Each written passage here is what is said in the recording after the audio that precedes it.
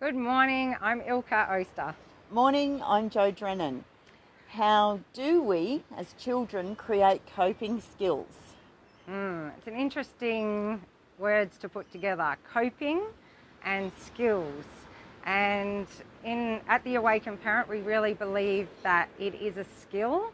You learn a lot of skills as a child because you had to cope with the world around you. You had to navigate the world around you.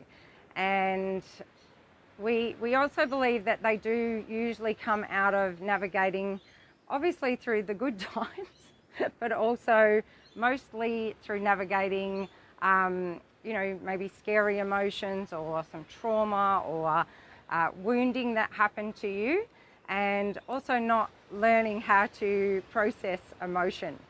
And I'm going to ask Jo about a video that we did, a Facebook Live last year about vulnerability, and the reason that she's very emotional this morning, thank you for sharing all of this, that her daughter Ellen responded to, and it had a big impact on Jo. And can you tell us about that? Yes, I can. My daughter commented on the post and that she had come to learn a lot from myself and Ilka about how we parent is based on our childhood experiences. And she told a wonderful story of how she would go to her boyfriend's house and be extremely surprised at how kind and caring they were to one another, and how they would hug each other a lot and ask, how you doing, regularly. And this was quite a shock to her. And she even said she made a joke with them when they hugged in the evening. It was like they thought they were never going to see each other. And then they wake up in the morning and they hug again. And obviously she hadn't seen this in her childhood, because as a parent, often I was impatient, cold, distant, didn't validate emotions, didn't know how to do that. I was very logical, and emotions were just something that got in the way. So it's so interesting. So the logical stuff became your coping skill. So how does this happen? What was good about going into? Tell us a bit about the story of that unfolding. Well, I think as a young child, I came to know that expressing my emotions, and obviously I didn't.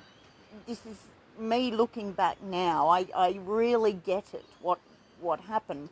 And not expressing my emotions and going inside and rarely talking, rarely expressing myself at all. Not even emotions, but words.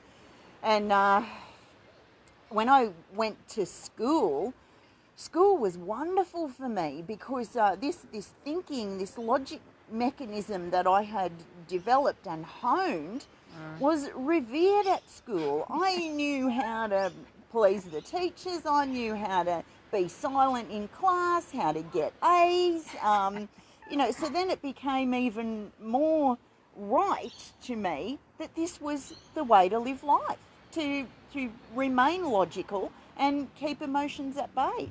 Yes. So the ongoing unfolding of this story was that high school and then university. So what's university like for you? Well, I went to university late in my late 30s, and again I was in my comfort zone. That was brilliant for me. It was me and the books and the assignments and the exams, and getting high distinctions, and easy.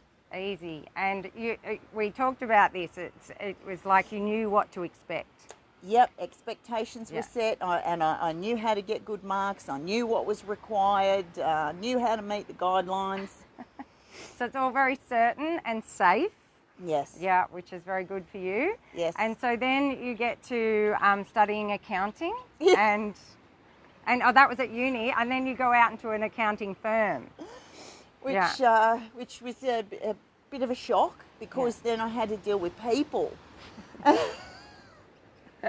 and People. and my lack of confidence in that area really came to the fore, and I put a great deal of pressure on myself.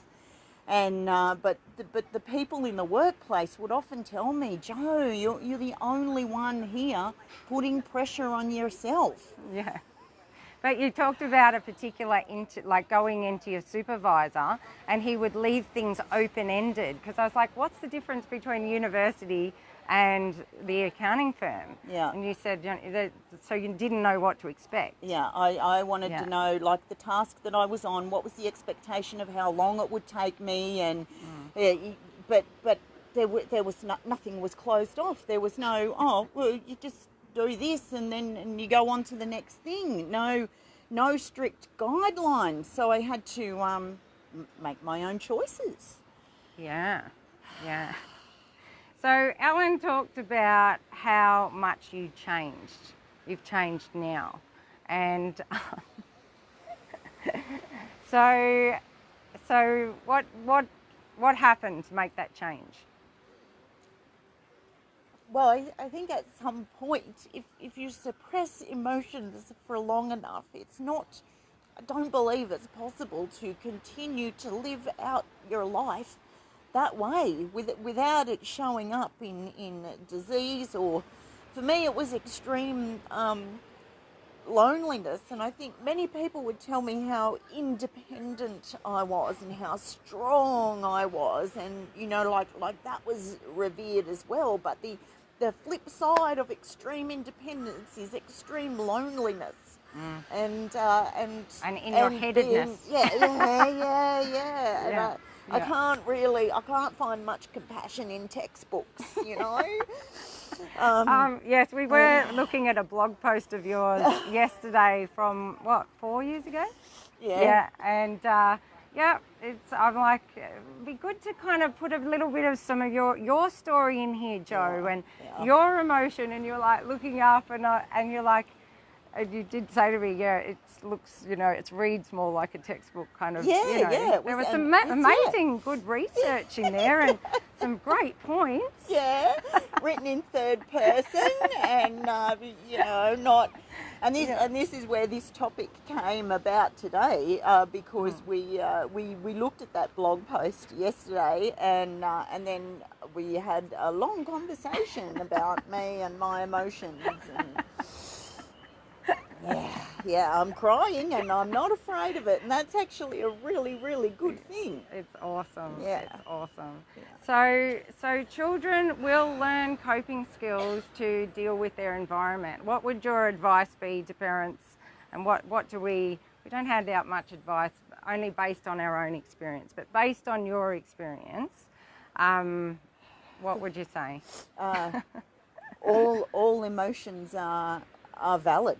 Yeah. And if you can, don't take anything personally, and drop any of your, I tried to drop any of my own judgment around anybody else's emotions, and not be responsible for their emotions. And basically, I cleaned up enough of my own emotional baggage from long held, so that I can sit with other people, and they can have whatever emotion they choose, and that's okay. Yeah, and that's what happens so much more with your children now, and it's not being triggered by other people's emotions, and also I think as an example, they are able to see us as parents. Our kids see us, sit in our emotions, acknowledge our emotions, move through our emotions.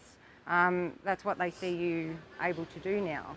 They do, and one huge thing was in the lead up to my divorce, my then husband and I sought counselling so that we would know how to go about telling our children, and the counsellor said, okay, best to keep emotion out of it. Like, yay, I can get an A in that. Whoop, whoop. I think if I had have seen her a little more often, she would have come to know me better and recognised that that was probably The not, easiest thing for you to do. yeah, the easiest thing, and perhaps not the best for my children, because I certainly did that. I let them know without emotion, brought them to the table, and it wasn't until a few years later that my oldest daughter mentioned to my sister that one of the most difficult things she found about the divorce was like there was no feeling there, like it was there was 20 years of marriage, and like it was just discussed and it was over and no emotion around it. Yeah, yeah. I was so happy to hear yesterday that this is a little just popped in for me, that JP Morgan has had 6,000 parents go through a conscious parenting course. And so, yay for JP Morgan. So 6,000 of their employees that are parents have gone through that. And of course, the biggest part of that course is that they learn to have this one skill, and that is to acknowledge anything that's coming up for them when perhaps their children are upset or whatever. It's to address go back and do what Jo did for herself, was to address all the wounding that she experienced and go through and process the emotion that is there, so that we can have these different relationships with ourselves first. Yeah. And then that is really the only way you're going to be able to sit with your children and not be triggered around, and as you say, keep it non-personal.